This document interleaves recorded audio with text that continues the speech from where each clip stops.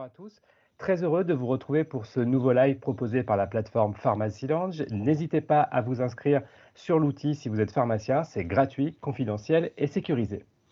Le conseil et l'accompagnement du patient VIH en pharmacie, voilà le sujet de ce nouveau live que nous vous proposons aujourd'hui. Et pour nous accompagner, nous sommes avec Alexis Sen, pharmacien d'officine et auteur du livre Conseiller et accompagner le patient vivant avec le VIH à l'officine. Bonjour Alexis. Salut Romain, merci pour ton invitation. Et bien évidemment, ce live ne serait pas vraiment un vrai live sans les interventions d'Aurélie Pasquier, notre responsable communication à Pharmacy Lounge. Aurélie, c'est vous qui avez la lourde tâche de relayer les questions qui vont être posées sur le chat par les participants. Bonjour Aurélie. Bonjour Romain, bonjour Alexis, bonjour à tous. Donc, je suis Aurélie Pasquier de Pharmacy Lounge. Je m'occupe du marketing, de la communication et du digital. Si vous souhaitez gagner du temps dans votre quotidien, protéger la sécurité de vos données ou celle de vos patients, si vous êtes sensible à l'infodémie et aux informations non référencées qui circulent sur les réseaux sociaux généralistes, sachez que Pharmacy Lounge est le réseau social professionnel 100% sécurisé et éthique pour vous, les acteurs de la pharmacie. Nous sommes membres de la Fresh Care et Pharmacy Lounge regroupe déjà plus de 1500 abonnés pharmaciens et plus de 30 partenaires experts de la pharmacie nous ont rejoints. Vous pouvez nous retrouver sur tous les navigateurs et sur votre smartphone en téléchargeant notre application. Nous vous proposons des fonctionnalités apparentées aux réseaux sociaux généralistes avec la confidentialité en plus. L'usage reste donc simple et intuitif. Pharmacy Lunch, c'est aussi, comme ce soir, l'organisation d'événements sur des sujets d'actualité variés pour vous accompagner dans votre métier. Je laisse tout de suite la parole à Romain Lecointre, pharmacien, et je vous souhaite un excellent webinaire. Et je vous invite, comme vous l'aurez compris, à rejoindre votre communauté sur Pharmacy Lunch à l'issue du webinaire. Merci beaucoup Aurélie pour cette présentation. Alexis, allons-y directement. Première question, est-ce que vous pouvez vous présenter? Oui, alors je suis pharmacien d'officine, diplômé depuis 2018 de la fac de Châtenay-Malabry. Et durant mes études, je me suis toujours posé la question de savoir comment pratiquer l'officine différemment. Donc ça a été un peu le fil conducteur de ma carrière. Et donc ça m'a amené à faire un peu d'humanitaire. J'ai travaillé pour la Croix-Rouge, j'ai travaillé pour Médecins du Monde. Petite expérience en agence de santé avec la HAS. Et puis en ce moment, je fais de la rédaction médicale et de l'associatif. Et c'est d'ailleurs au sein d'une association de patients, Action Traitement à Paris, que j'ai pu approfondir la question de sa prise en charge en ville. Voilà. Eh bien, ça tombe bien, parce que le sujet du jour, c'est bien la prise en charge du patient VIH. Est-ce que vous pouvez nous dire un peu où on en est aujourd'hui sur les protocoles médicamenteux? Ouais, la prise en charge médicamenteuse du VIH, elle a beaucoup évolué récemment parce que, on a l'apparition de nouvelles molécules, on a aussi l'apparition de nouvelles spécialités. Donc, on peut en citer quelques-unes. On a des associations d'antirétroviraux en une seule prise, donc comme le DEFC, le Delstrigo, le Genvoya qui sont apparus ces 4, 5 dernières années. On a aussi de nouvelles classes thérapeutiques avec des inhibiteurs d'attachement comme le Rucobia qui contient du fostemsavir, qui inhibe l'interaction entre le virus et les CD4. Ou bien sinon même on recycle d'anciennes molécules comme le tenofovir disoproxyl fumarate qu'on transforme enfin qu'on va remplacer petit à petit par du tenofovir alafénamide parce qu'il a moins, a priori, il a moins d'effets indésirables, rénal et osseux. Donc, toutes ces nouveautés rebattent un peu les cartes des protocoles médicamenteux et on en distingue 3. Il y a le TASP, hein, c'est le Treatment as Prevention. Donc ça, c'est la trithérapie classique. On a aussi la PrEP, qui est le traitement pré-exposition, donc le traitement qu'on utilise pour éviter de s'infecter lorsqu'on a un rapport à risque. Et puis sinon, le TPE, c'est le traitement post-exposition qu'on utilise en cas de régression sexuelle, en cas de viol ou en cas d'accident d'exposition au sang pour les soignants. Donc, nous, en ville, on utilise surtout le TASP et la PrEP parce que le TPE, c'est un traitement d'urgence qui est dispensé à l'hôpital. Euh, Concernant le TASP, eh bien, le gold standard reste le même. C'est une trithérapie à base de 2 INTI et un troisième agent qui est un agent d'une autre classe thérapeutique. Et ce traitement-là, il a pour objectif d'empêcher la progression de la maladie vers le stade SIDA en maintenant la charge virale indétectable et les CD4 supérieurs à 500. Donc, lorsque tout ça est optimisé, eh bien, on peut penser à des stratégies de simplification et d'optimisation de la prise en charge. Ça, c'est assez intéressant, je pense, pour le pharmacien parce qu'on n'est pas très à l'aise dessus. On entend souvent les anciens pharmaciens nous dire qu'on prenait 20 à 30 comprimés par jour pour un traitement antirétroviral à l'époque, alors qu'aujourd'hui, maintenant, on passe sur des formules à une seule prise par jour. Et donc ça a quand même pas mal amélioré la qualité de vie de nos patients. Et même pour les patients qui sont bien contrôlés, aujourd'hui, on passe sur des bithérapies. Donc, on a le Dovato, par exemple, qui associe le dolutegravir à la lamivudine, ou même le Julca, qui associe du dolutegravir à de la rilpivirine. Donc, toujours dans ce souci de moins exposer le patient aux médicaments. Donc, on a moins d'effets indésirables, moins de risques d'interaction médicamenteuse, et en plus, les médicaments sont un peu moins chers. Voilà, donc, grosso modo, et puis aller à l'hôpital. Alors ça, c'est pas trop mon domaine, mais j'ai vu qu'il y avait aussi des traitements qui étaient, enfin des essais cliniques qui étaient faits sur du 5 sur 7 ou du 4 sur 7. Donc, on prend le traitement seulement 5 jours de la semaine ou 4 jours de la semaine, toujours avec la même efficacité virologique, mais dans un souci de moins exposer aux médicaments. Bah, du coup, puisque vous parlez d'essais cliniques et de nouveautés, est-ce que dans les mois ou dans les années à venir, d'autres pistes thérapeutiques sont à l'étude déjà? Alors on a, il y a des stratégies de simplification qui sont toutes nouvelles et qui viennent d'arriver. Donc, on peut penser à ces traitements à libération prolongée, qui sont efficaces sur 2 mois. Alors c'est des bithérapies à base de cabotegravir, qui est un inhibiteur de l'intégrase, et de la rilpivirine, un INNTI. On donne d'abord par voie orale tous les jours pendant un mois pour évaluer la tolérance de ce traitement. Et puis ensuite, si ça fonctionne bien, là, on passe sur des traitements en intramusculaire, donc ça se présente sous forme d'injectable. Cette fois-ci, c'est une injection à faire tous les 2 mois. Donc, il y a quand même un gros bénéfice pour ces traitements parce qu'auparavant, on passait de 365 comprimés par an à 6 injections par an. Donc, une amélioration très, très forte de la qualité de vie et puis une meilleure adhésion au traitement. Donc ça a déjà été mis Autrement, dans la recherche, on a des anticorps monoclonaux, comme le Trogarzo, qu'on utilise contre les VIH1. Ça, c'est vraiment dans les dernières lignes thérapeutiques. C'est de l'ATU encore. Sinon, aussi, on a le Sulanca. Alors ça, c'est un inhibiteur de capside. Il contient du lénacapriévir, un peu sur le même modèle que pour les thérapies en libération prolongée. On commence par une voie orale pour tester la tolérance et ensuite de la sous-cutanée. Ça, c'est de l'ATU. On en parle dans la PrEP. On en parle aussi pour les dernières intentions en, en traitement suppressif.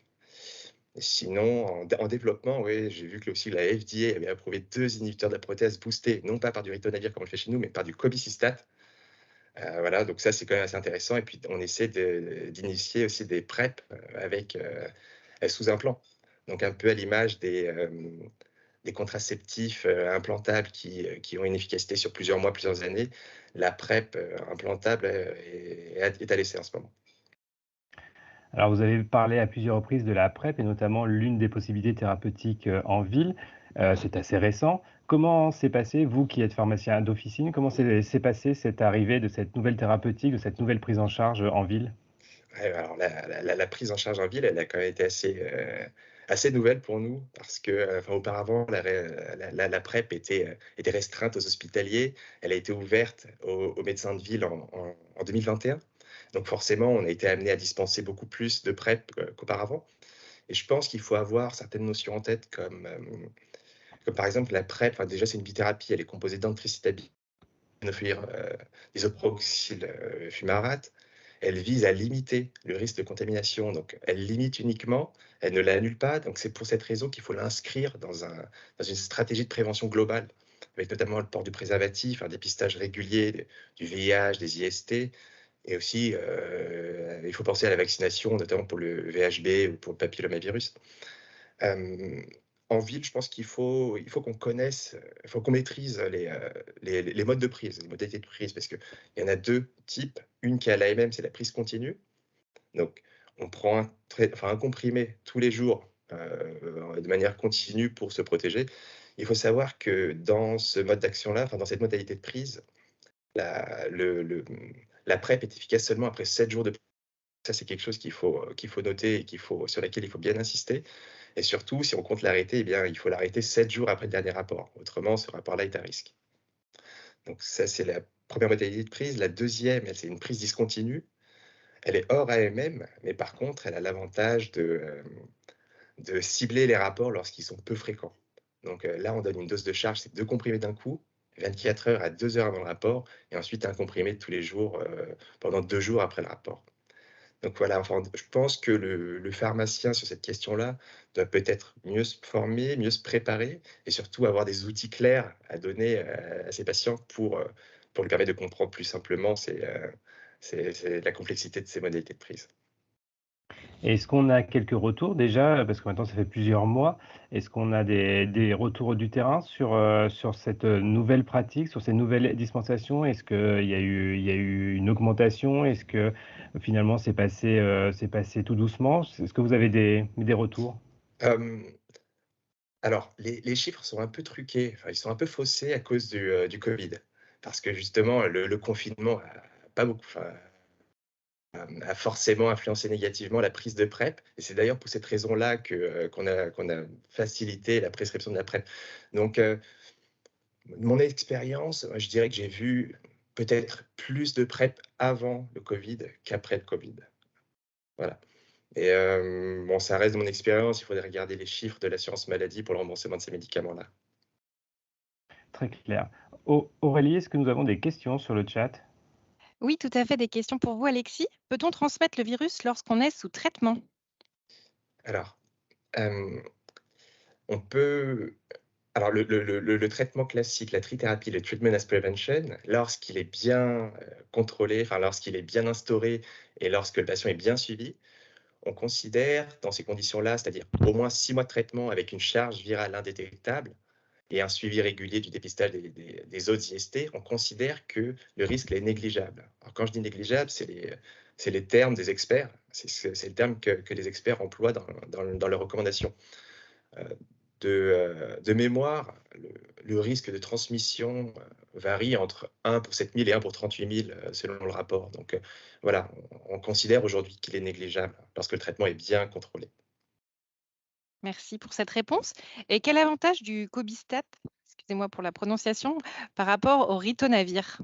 Alors, le cobicistat, c'est une nouvelle molécule qui vient d'apparaître. On l'utilise en tant que booster pour, euh, pour limiter pour limiter les posologies de ces médicaments-là. L'avantage du cobicistat, c'est que lui, il n'a pas d'activité inhibition de la protéase et donc on suppose qu'à long terme, eh bien, il n'engendrait pas de résistance vis-à-vis de cette classe médicamenteuse. Donc voilà, l'avantage, ce serait ça, ce serait d'induire un effet booster sans induire de résistance.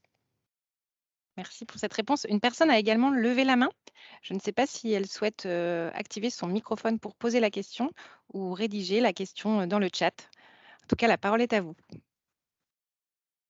On va enchaîner du coup et si la personne veut intervenir, elle intervient? On fait comme ça? Ok, ça marche. Alors Alexis, parlons maintenant pharmacie et conseils de dispensation puisqu'on est sur Pharmacy Lounge, l'outil des pharmaciens.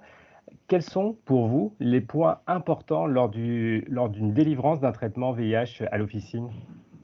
Euh, je pense qu'il faut d'abord poser la bonne question et cette question, elle est valable pour tous les traitements chroniques. Moi, ce que je demande systématiquement, c'est de savoir comment se passe le traitement.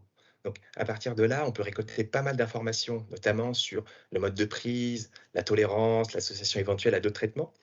Et ce qui m'intéresse, c'est de voir comment le patient vit avec ce traitement-là. Si ça le handicape dans sa vie au quotidien ou si au contraire, il est parfaitement adhérent et qu'il n'a aucun souci avec.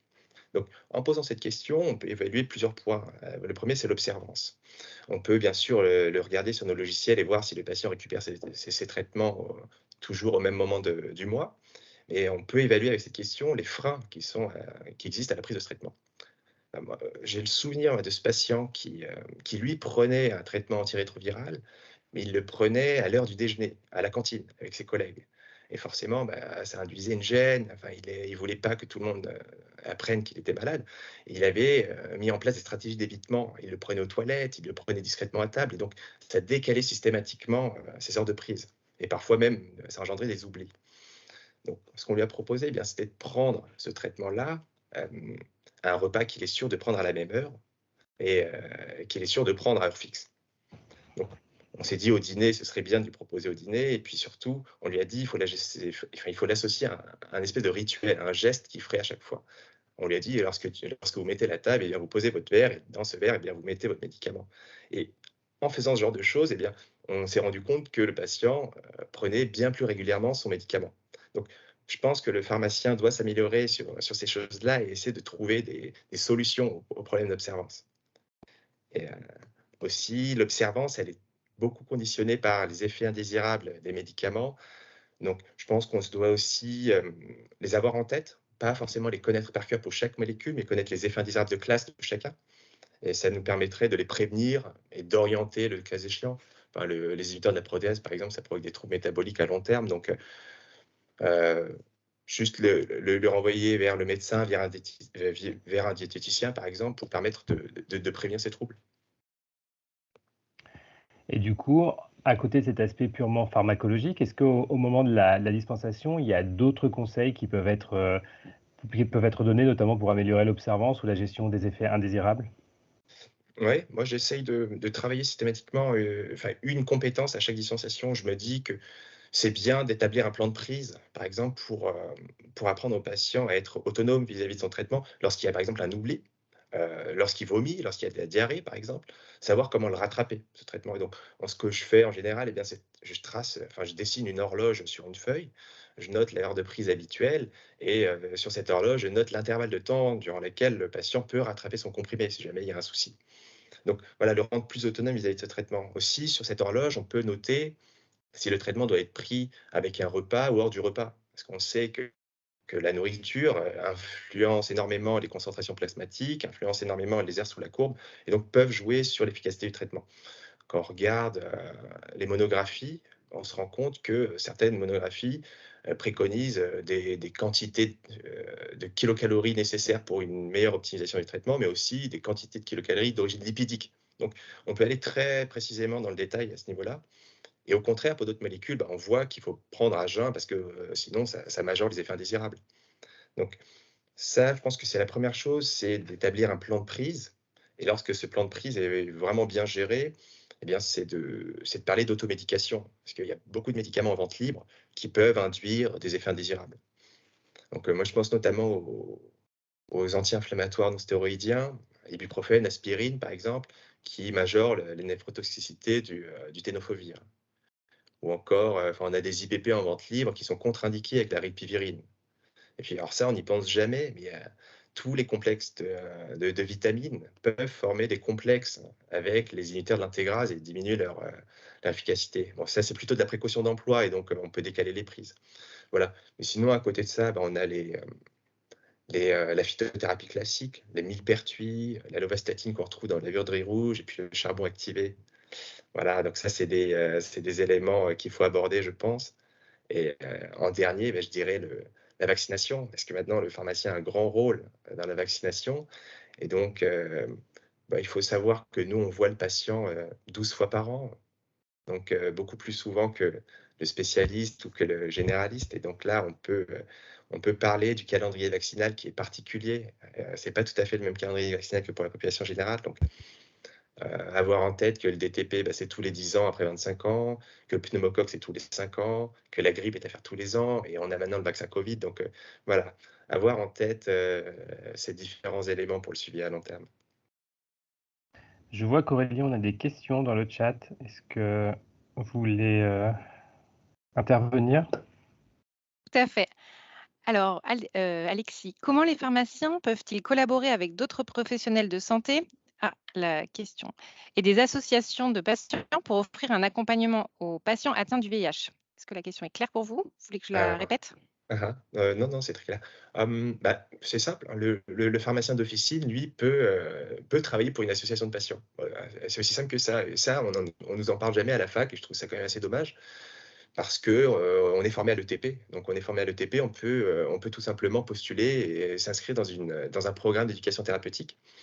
Ah, c'est ce que j'ai fait avec Action Traitement. Je me suis tout simplement proposé à eux et j'étais très content d'avoir un pharmacien sous le bras parce que habituellement, c'est plutôt des médecins hospitaliers qui y participent. On a aussi des diététiciens, des psychologues, mais des pharmaciens, moi, j'en ai vu aucun intervenir, enfin, aucun pharmacien de ville intervenir en ETP. Donc voilà, via les associations de patients, je pense qu'il y a de beaux débouchés quoi, pour les officines. Je vois qu'il y a une deuxième question. Aurélie, Oui, dans il y le en a chat? 3 autres pour le moment. De quels outils concrètement le pharmacien d'officine dispose-t-il pour la prévention du VIH, Alexis? Alors, pour la prévention du VIH, on en a parlé tout à l'heure, on a déjà les médicaments, donc avec le TASP, avec la PrEP, avec le TPE, on a déjà des traitements médicamenteux. On a aussi un autotest Alors, l'autotest VIH a été assez décrié, mais je pense qu'il faut tout de même l'inscrire dans une stratégie globale de prévention parce que ça permet déjà de s'initier au dépistage, de parler de prévention à l'officine et puis surtout d'orienter si besoin. Et autrement, alors il y a des plus petites choses, on n'y pense pas toujours, mais les Steribox, par exemple, qu'on dispense, ça aussi, c'est pour limiter le risque enfin, le partage de seringues. On a aussi les DASRI, donc qui sont les conteneurs pour limiter les risques infectieux liés aux soins. Donc voilà, on dispose de tous ces éléments-là. Et je pense que le pharmacien d'officine doit aussi avoir en tête peut-être les structures d'urgence qui sont dans son quartier pour orienter rapidement et efficacement les patients dans les situations urgentes. Merci. Une autre Et question encore. oui, je peux en poser une. Alors, c'est une question qui sort sur l'actualité. On indique qu'une nouvelle guérison probable du VIH, la 3e au monde, vient d'être annoncée aujourd'hui, suite à une greffe de moelle osseuse. Quelle stratégie thérapeutique pré-greffe, post-greffe peut-on imaginer, Alexis? Waouh, alors là, bah, moi je suis pas virologue, je suis pas immunologiste, donc je suis vraiment pas pertinent pour en parler. Mais ouais, j'ai vu le truc, c'était hier, ça a été publié hier, j'ai lu le document et je dois avouer que moi, alors là, je passe la main, quoi. C'est pas pour moi cette question. Mais Euh, du coup, c'est une source de progrès, non? Cette probable guérison, c'est dans l'air du temps ou c'est dans un futur proche ou pas, d'après vous?